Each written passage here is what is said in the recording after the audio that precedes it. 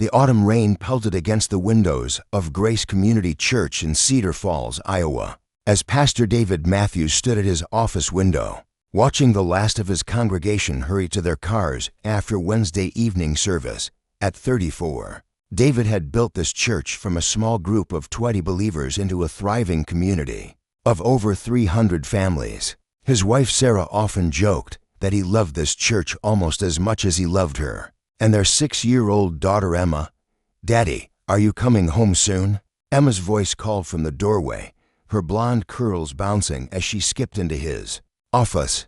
She clutched a drawing she'd made during the children's service, a stick figure family standing in front of a church with "I love you, Daddy" written in purple crayon across the top. "Of course, sweetheart," David smiled, lifting his daughter onto his lap. "Just finishing up some paperwork. Where's Mommy?" "She's talking to Mrs. Henderson about the church picnic," Emma replied, settling comfortably against her father's chest. "Daddy, why did that man look so angry during church today?" David's smile faltered slightly. He knew exactly who Emma was referring to: Robert Coleman, a prominent businessman in town who had been attending their church sporadically. For the past few months, there had been something unsettling about the way Robert watched him during services, an intensity that made David uncomfortable. "Sometimes people are dealing with things we don't understand. Honey, we just need to pray for them," David said, though he couldn't shake his own unease about Robert. Robert Coleman was a man consumed by bitterness. 2 years earlier, his teenage son Michael had died in a car accident after leaving a youth group meeting at another church across town. Robert blamed God, blamed the church, and had spent months drowning his grief in alcohol and rage. When his wife Margaret threatened to leave him if he didn't get help, Robert had reluctantly started attending Grace Community Church, but not for the reasons David hoped. Robert had convinced himself that all pastors were frauds who preyed on people's faith for personal gain. In his twisted grief, he had developed an obsession with proving David Matthews was just another corrupt religious leader. He spent hours researching David's background, looking for any scandal or financial impropriety, but found nothing. David lived modestly, the church's finances were transparent, and by all accounts, he was exactly what he appeared to be, a genuine man of faith. This only fueled Robert's anger further. He couldn't accept that good people like David existed when his own son was gone. In his warped thinking, if he couldn't find real corruption, he would create it. 3 weeks later, David's world came crashing down. He was in his office preparing Sunday's sermon when Detective Maria Santos knocked on his door. Behind her stood 2 uniformed officers, their faces grim. "Pastor Matthews, I'm Detective Santos with Cedar Falls Police. We need to speak with you about some serious allegations." David's heart began to race. "Allegations? What kind of allegations?" "We've received a report that you've been embezzling funds from the church and that you've been inappropriate with some of the children in your congregation." The words hit David like physical blows. That's absolutely not true. There has to be some mistake. We have a witness who's provided detailed testimony and what appears to be documentation of financial irregularities. We're going to need you to come with us for questioning." "A witness? Who would say such things?" Detective Santos consulted her notes. "Robert Coleman. He's provided sworn statements and claims to have evidence of your misconduct." David felt the room spinning. Robert Coleman, the angry man who had been watching him so intently. "Detective, I don't know what Mr. Coleman thinks he saw, but I can assure you, sir, you have the right to remain silent," as the Miranda rights were read. David could only think of Sarah and Emma. How would he explain this to them? How could something so false feel so real and devastating? The arrest made front-page news in the Cedar Falls Gazette. Local pastor charged with embezzlement and child endangerment. The story spread like wildfire through the tight-knit community. By Sunday, the church parking lot that was usually full was nearly empty. Sarah Matthews sat in their living room, holding 6-year-old Emma as news vans lined their street. She had aged years in just a few days, her usually bright eyes now hollow with shock and disbelief. "Mommy, why won't Daddy come home?" Emma asked for the 100th time. "Daddy is dealing with some problems right now, baby, but he loves us very much, and we love him. Sarah's own faith was being tested in ways she never imagined. She knew her husband, knew his character, his integrity, his genuine love for God and their community. But the evidence Robert Coleman had provided seemed so convincing. Forged financial documents showing money being transferred to offshore accounts, doctored photographs, and testimony from what appeared to be multiple sources, though Sarah later learned these were all fabrications Robert had carefully constructed over months. David's court-appointed attorney, Mark Stevens, was overwhelmed and inexperienced with cases of this magnitude. The prosecution, led by ambitious district attorney Catherine Webb, saw this as a career-making case. A fallen pastor always made for compelling headlines and political capital. The evidence is overwhelming, DA Webb announced at a press conference. This defendant used his position of trust to exploit both the financial resources of his congregation and potentially vulnerable children. We will seek the maximum penalty. During the trial, Robert Coleman took the stand with an Oscar-worthy performance. He painted himself as a grieving father who had found faith again in David's church, only to discover the pastor's true nature. He spoke of seeing David alone with children after hours, of witnessing suspicious financial activities, of feeling called by God to expose the truth. "I lost my son," Robert testified, tears streaming down his face. "I couldn't stand by and watch this man destroy other families the way mine was destroyed." David's attorney was no match for the prosecution's narrative. Character witnesses spoke on David's behalf, but Robert's manufactured evidence was compelling. The trial lasted only 2 weeks, and the jury deliberated for just 4 hours before returning a guilty verdict on all charges. As the judge sentenced David to 15 years in state prison, Sarah collapsed in the courtroom gallery. Emma, who had been staying with Sarah's sister during the trial, watched her world crumble in the evening news. The defendant has violated the sacred trust placed in him by his community, Judge Harrison declared. He has used his position to exploit the innocent and enrich himself at the expense of those who look to him for spiritual guidance. This court sentences David Matthews to 15 years in the Iowa State Penitentiary. That night, as David was processed into prison, Sarah sat in their empty house, holding Emma tight. The phone had been ringing constantly, reporters, former church members, some offering support, but many expressing their disgust and betrayal. "Mrs. Matthews?" The voice on the answering machine belonged to Robert Coleman. "I know this is a difficult time, but I want you to know that I take no pleasure in what had to be done. Your husband fooled a lot of people, including you. If you need anything during this transition, please don't hesitate to call.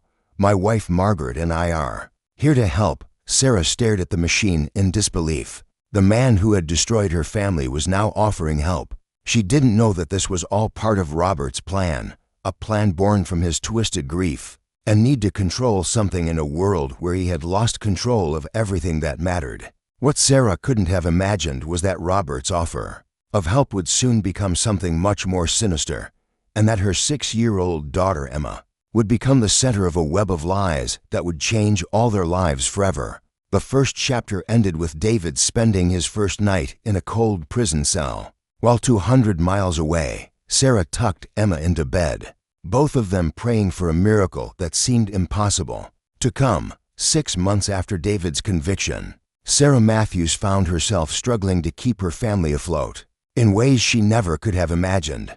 The church had terminated David's salary immediately after his arrest. Their savings had been depleted by legal fees, and the mortgage on their modest home was 3 months behind.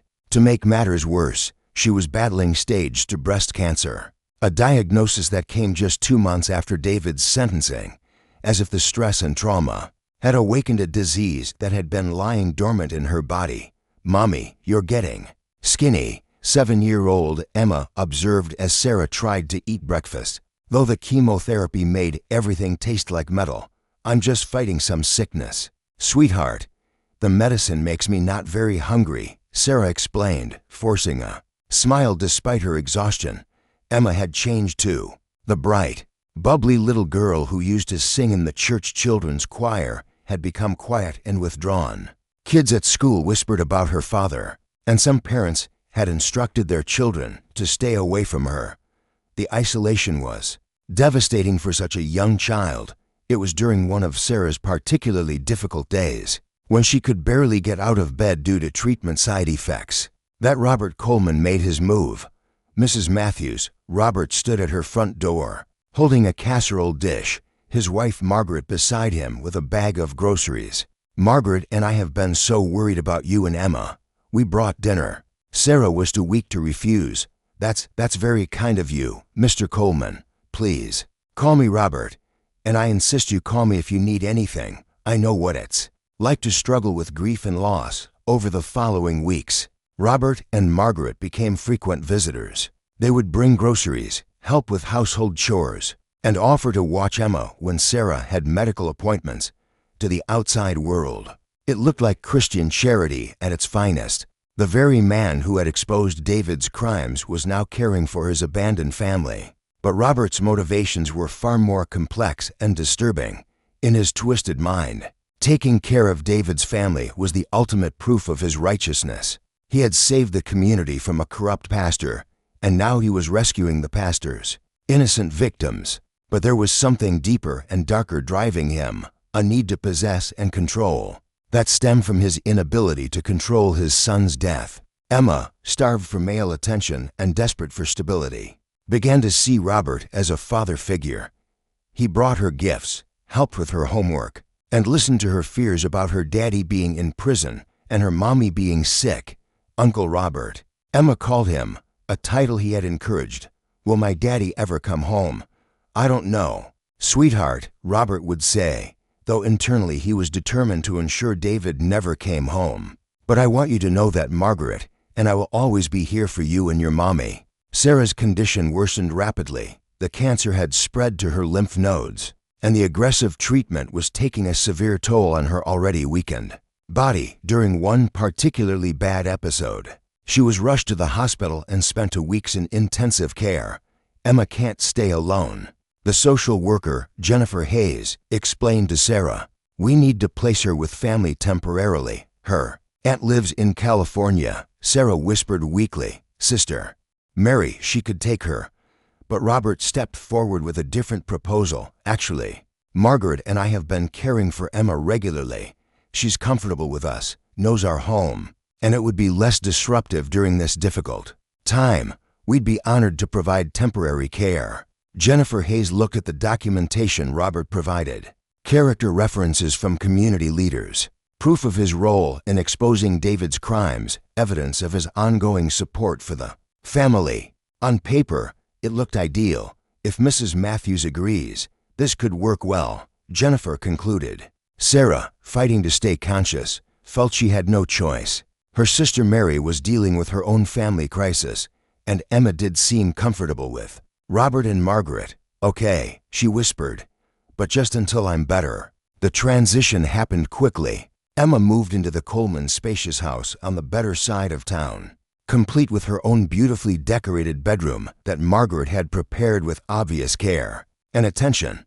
"This is your room now, sweetheart," Margaret said, genuine warmth in her voice. Margaret had always wanted a daughter, and Emma filled a void in her heart that had existed since Michael's death. Robert was more calculating in his approach. He enrolled Emma in a private school, telling everyone that they were providing her with opportunities her criminal father never could. He began subtly undermining her memories of David, planting seeds of doubt about her father's character. "I know this is confusing, Emma," Robert would say during their evening talks. "Your daddy made some very bad choices that hurt a lot of people. Sometimes people we love disappoint us. But Daddy always said he didn't do those bad things," Emma would protest weakly. "I know it's hard to accept, sweetheart. Adults sometimes lie to protect themselves, even to the people they love. But you're safe now, Margaret, and I will never lie to you." Meanwhile, Sarah's condition continued to deteriorate. The stress of being separated from Emma, combined with the aggressive cancer, was destroying her will to fight. During one of Robert's visits to the hospital, he made a proposal that would seal Emma's fate. "Sarah, I need to talk to you about Emma's future," Robert said, sitting beside her hospital bed. "The doctors don't think, well, they think it's important to make plans." Sarah's eyes filled with tears. She knew what he was saying. The cancer had spread to her brain. As she was rapidly running out of time, "Margaret and I love Emma like our own daughter." Robert continued, "She's thriving in our home, doing well in school, making friends. We'd like to formally adopt her. Adopt her." Sarah's voice was barely a whisper.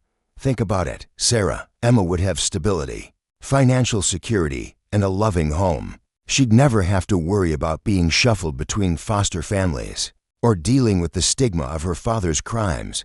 Sarah closed her eyes, tears streaming down her gaunt cheeks. Everything Robert said made logical sense, but something in her mother's heart resisted.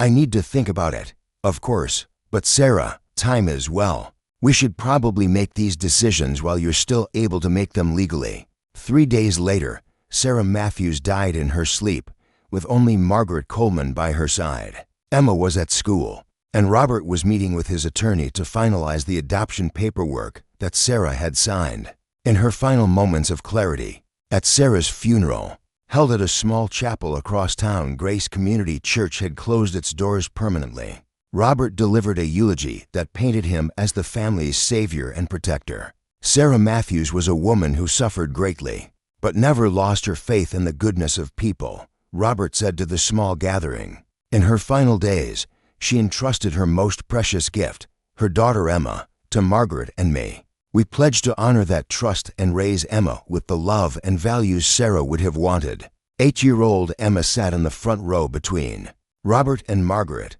wearing a black dress Margaret had bought for the occasion. She clutched a photo of her mother and father from happier times, not fully understanding that she was now completely alone in the world except for the man who had destroyed her family. As they lowered Sarah's coffin into the ground, Robert placed his hand on Emma's shoulder in a gesture that looked protective to observers, but his grip was firm, possessive.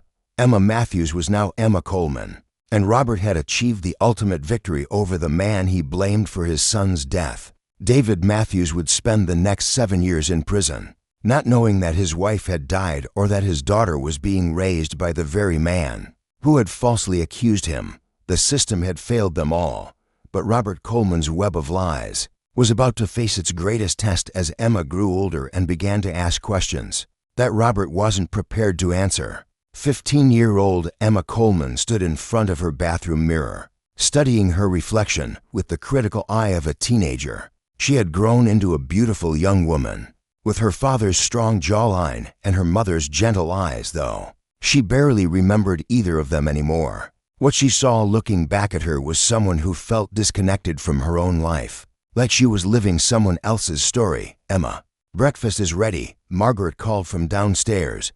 Margaret had aged gracefully over the past 8 years and genuinely loved Emma as her own daughter. She had never questioned Robert's version of events, and truly believed she was giving Emma a better life than she ever could have had. With her criminal father, Robert Coleman, now 52, had built his reputation in Cedar Falls as a pillar of the community. He served on the school board, chaired several charity organizations, and was frequently quoted in the local newspaper about various civic matters to everyone who knew them. The Colemans were a perfect family who had graciously rescued a child from tragic circumstances, but Emma had been experiencing strange dreams and fragmented memories that didn't quite align with the story she'd been told about her early childhood. Flashes of a man with kind eyes reading her stories, a woman with a gentle voice singing lullabies, a warm church filled with people who seemed to genuinely care about her. "Uncle Robert," Emma said as she sat down for breakfast, using the title she'd called him since childhood. "I've been having these dreams about my real parents. Can you tell me more about them?" Robert stiffened slightly, though he quickly masked it with concern. "Dreams can be confusing, sweetheart. Sometimes our minds create memories that feel real but aren't. You were very young when the trauma happened, but I remember my father reading to me. He had a deep voice and he always smelled like peppermint. Gum, was that real?" Margaret and Robert exchanged glances. They had always told Emma that her memories of her father were false, that her mind had created a fantasy version to protect her from the reality of his crimes. "Emma, we've talked about this," Margaret said gently. Sometimes children create happy memories to cope with painful situations. Your father was not the man you think you remember. But Emma was 15 now, not the confused 7-year-old who had believed everything the adults told her. She had started doing her own research online, searching for information about her parents. What she found confused her even more. The newspaper articles about her father's trial and conviction were there, but they seemed to lack detail. There were no follow-up stories, no interviews with victims, no information about what had happened to the church after his arrest. It was as if the story had simply disappeared from public consciousness. More troubling, Emma couldn't find any record of her mother's death beyond a brief obituary that said Sarah Matthews had died of cancer, survived by daughter Emma, now living with the Coleman family. During a particularly difficult day at school, when Emma was struggling with an assignment about family history, she decided to visit the Cedar Falls Public Library after classes. The librarian, Mrs. Patterson, had worked there for over 20 years and remembered the Matthews case. "Oh my, you're Emma Coleman," Mrs. Patterson said when Emma introduced herself and explained what she was looking for. "I remember when you were just a little thing. Such a tragedy what happened to your family. Can you help me find more information about my parents? I'm trying to understand what really happened." Mrs. Patterson hesitated. "Honey, are you sure this is something you want to dig into? Sometimes it's better to let the past stay in the past. Please, I need to know the truth." Reluctantly, Mrs. Patterson helped Emma access the newspaper archives. What Emma discovered made her stomach churn. The articles about her father's crimes were there, but as she read them carefully, she noticed something strange. The only source quoted in most articles was Robert Coleman. "Mrs. Patterson, this doesn't make sense. If my father hurt children at the church, why aren't any of the families quoted? Why isn't there any mention of other victims coming forward?" Mrs. Patterson frowned as she looked over Emma's shoulder. "You know, now that you mention it, that is odd. Usually in cases like this, once one victim comes forward, others do too. And I don't remember hearing about any other families being affected." Emma's hands trembled as she printed out several articles. "What do you remember about my father? Did you know him personally?" "I did, actually. He came in here regularly to check out books for the church library and children's programs. He always seemed like such a kind man, very devoted to his family and congregation. When the news broke, everyone was shocked. It just didn't seem like him at all." That evening, Emma confronted Robert with the newspaper articles. "Uncle Robert, I went to the library today and read about my father's case. I have some questions." Robert's face darkened immediately. "Emma, we've discussed this. I don't want you dwelling on that painful period. But I need to understand. You're the only person quoted in these articles. Where are the other victims? Where are the other witnesses, Emma? You're too young to understand how these things work. The legal system protects victims' identities. Other people were involved, but their names were kept confidential." "Then why wasn't your name kept confidential?" Robert stood up abruptly, his chair scraping against the floor. "Young lady, I think you're spending too much time on this unhealthy obsession. I'm going to have to monitor your internet usage and library visits more carefully." Margaret looked uncomfortable with the tension, but supported her husband. "Emma, Robert is only trying to protect you. Some truths are too painful for children to bear." But Emma was no longer a child, and she was no longer willing to accept vague answers. Over the next few weeks, she began reaching out to people who might have known her parents. She found the address of Grace Community Church, though it had been sold and converted into a community center. The new owner, a man named Pastor Williams who ran youth programs, was surprised when Emma introduced herself. "You're David Matthews' daughter. Oh my goodness. I've heard so much about your father from people in the community." "What kind of things?" "Well, the people who knew him speak very highly of him. There are still folks around here who believe he was innocent. They say he was one of the most genuine pastors they'd ever known." Emma's heart raced. People think he was innocent? There's a whole group of former congregation members who never believed the charges. They've been trying for years to get his case reviewed.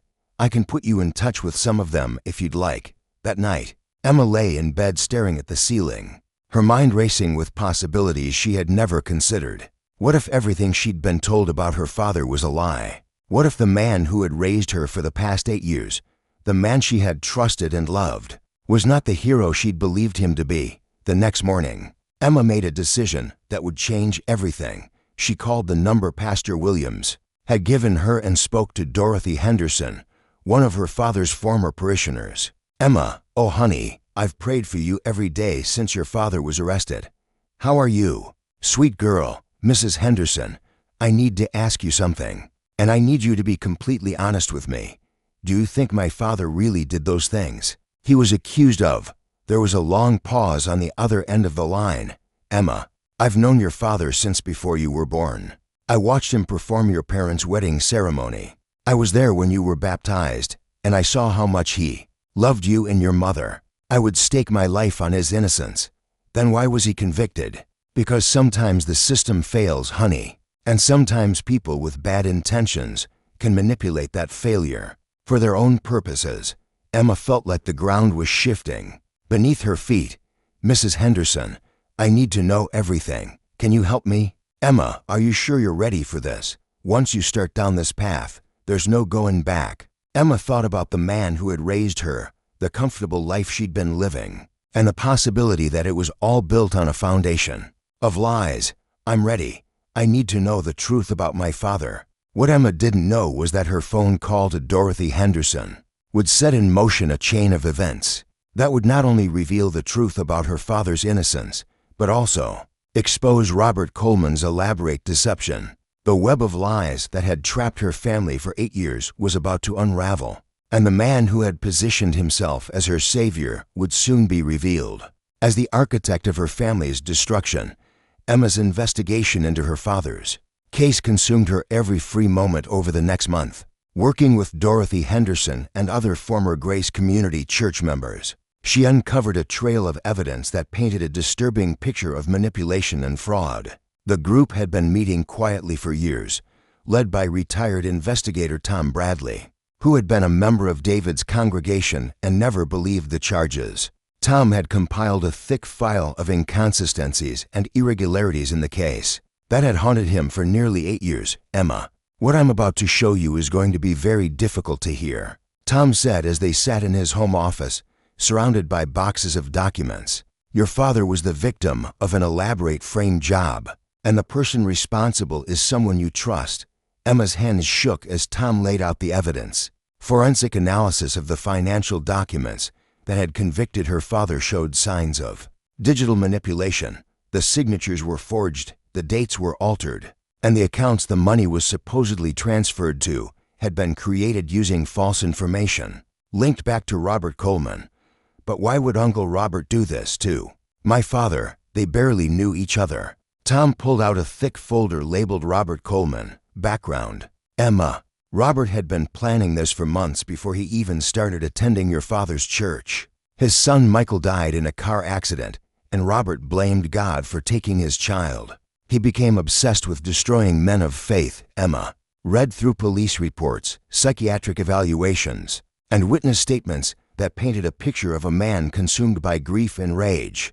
Robert had been hospitalized twice for alcohol poisoning and had lost his job due to erratic behavior in the months following his son's death. "The testimonies against your father were all fabricated," Tom continued. "Robert created fake witnesses, doctored photographs, and even posed as different people in online forums to create the illusion of multiple victims. It was incredibly sophisticated for someone without law enforcement training. How did no one catch this during the trial? Your father had an inexperienced public defender who was overwhelmed by the apparent evidence. The DA was ambitious and saw this as a career-making case, and Robert presented himself as a grieving father seeking justice. Very convincing." Emma felt sick. "And my mother, did she know any of this?" Dorothy Henderson, who had joined them, took Emma's hand gently. "Your mother never stopped believing in your father's innocence. She was fighting the case right up until she got sick. Robert manipulated her when she was at her weakest, convincing her that giving you to him was best for your future." Tom pulled out one final document that made Emma's blood run cold. "Emma, your mother didn't just die of cancer. She died believing she was protecting you. Robert convinced her that if she didn't sign the adoption papers, you would end up in foster care with no family support. She thought she was saving you." Emma broke down crying as the full scope of Robert's manipulation became clear. The man who had raised her, who she had called Uncle Robert for 8 years, who had given her a comfortable life and claimed to love her, he was the reason. Her family had been destroyed. "What do we do now?" Emma asked through her tears. "We take this to the authorities," Tom said firmly. "It's going to be difficult because Robert is well respected in the community, but we have enough evidence to demand a new investigation." The confrontation with Robert came sooner than expected. Emma had been trying to act normal at home while processing everything she'd learned, but Robert was suspicious of her recent behavior. "Emma, I know you've been meeting with those people from your father's old church," Robert said one evening, cornering her in the kitchen. "I'm very disappointed in you, Uncle Robert. I need to ask you something, and I need you to tell me the truth." Robert's eyes narrowed. "What kind of question?" Emma took a deep breath, summoning all her courage. "Did you lie about my father? Did you frame him?" The mask Robert had worn for 8 years slipped completely. His face transformed from concerned guardian to something cold and calculating. "You have no idea what you're talking about, Emma. I know about the forged documents. I know about the fake witnesses. I know about your son Michael and how his death made you hate my father." Robert stepped closer, and for the first time in 8 years, Emma felt afraid of him. "Your father was a fraud, just like all of them. He deserved what happened to him. He was innocent. You destroyed my family because you were angry about your son. Your son is dead because of people like your father." Robert exploded. "Michael was coming home from a church youth group when he died.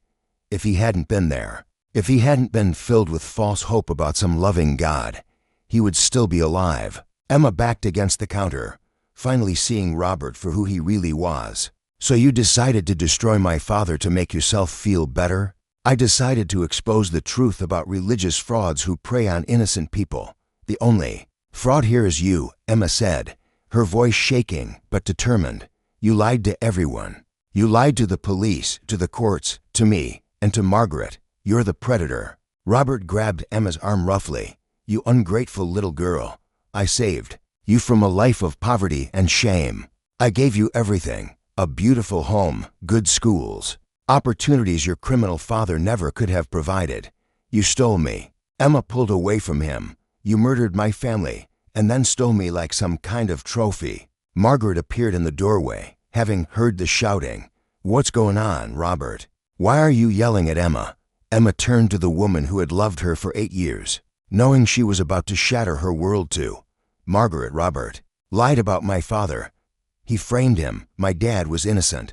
Margaret looked between them, confusion and fear in her eyes. That's not possible." "Robert, tell her that's not possible." Robert's silence spoke volumes. Margaret slowly sank into a chair, the weight of realization crushing her. "Oh my God, Robert, what did you do?" "I did what needed to be done," Robert said defiantly. "I exposed a fraud and saved Emma from a life of misery. You destroyed an innocent family." Margaret whispered, horror in her voice. How could you? How could I not have seen this?" Emma called Tom Bradley from her bedroom that night, and by morning, police were at the Coleman house with a warrant for Robert's arrest. The evidence Tom's group had compiled, combined with Emma's testimony about Robert's confession, was enough to charge him with perjury, evidence tampering, and fraud. The local news exploded with the story. Local businessman Robert Coleman arrested for framing innocent pastor 8 years ago. The community that had celebrated Robert as a hero was now forced to confront the truth about his deception. Margaret filed for divorce immediately and publicly apologized to Emma, though she knew no apology could undo the years of lies. "Emma, I'm so sorry. I thought we were giving you a good life. I had no idea about any of this." Emma forgave Margaret, understanding that she too had been a victim of Robert's manipulation. But the damage to their relationship was irreparable. Emma needed to find her own path forward. The most difficult moment came when Emma visited her father in prison. For the first time in 8 years, David Matthews, now 42, had aged considerably during his incarceration. His hair was gray, his face lined with the exhaustion of years spent, maintaining his innocence while the world called him a liar. When Emma walked into the visiting room, David initially didn't recognize the beautiful teenager as his little girl with blonde curls. "Emma," his voice broke as recognition dawned. "My Emma. Hi." "Daddy," Emma said, tears streaming down her face as she sat across from him. "I'm so sorry it took me so long to find the truth." David reached across the table to touch his daughter's hand. 8 years of separation finally bridged. "Emma, you have nothing to apologize for. You were just a child. I'm so proud of the woman you've become. Daddy, I remember you reading to me. I remember the peppermint gum. I remember your voice singing hymns. Those memories were real, weren't they? They were all real, sweetheart. Every single one." 3 months later, David Matthews walked out of Iowa State Penitentiary a free man. His conviction overturned and his name cleared. Robert Coleman was sentenced to 12 years in federal prison for his crimes, and the state paid a substantial settlement to David for the wrongful conviction. Emma chose to live with her father as they both rebuilt their lives. It wasn't easy. 8 years was a long time, and they were essentially strangers who had to learn to be family again. But they had something that Robert Coleman's lies could never destroy: genuine love and the bond between father and daughter. David never resumed his career as a pastor, though his faith remained strong. Instead, he became an advocate for criminal justice reform and worked with organizations that helped exonerated prisoners reintegrate into society. Emma finished high school and went on to study journalism, inspired by her experience to help others uncover truth in a world where lies can sometimes seem more powerful than facts. On the anniversary of his release, David and Emma visited Sarah's grave together for the first time. They placed flowers on her headstone and told her that justice had finally been served, that their family had been reunited in truth, if not in life. "Do you think she would be proud of us?" Emma asked as they stood in the quiet cemetery. David put his arm around his daughter, watching the sunset paint the sky in shades of hope. "I think she would be proud that you never stopped asking questions, and that we never stopped believing in the power of truth to overcome even the most convincing lies." The story of the Matthews family became a symbol of resilience and the importance of never giving up on justice, even when the system fails. Robert Coleman's web of lies had ultimately unraveled, but not before destroying 8 precious years of a family's life together.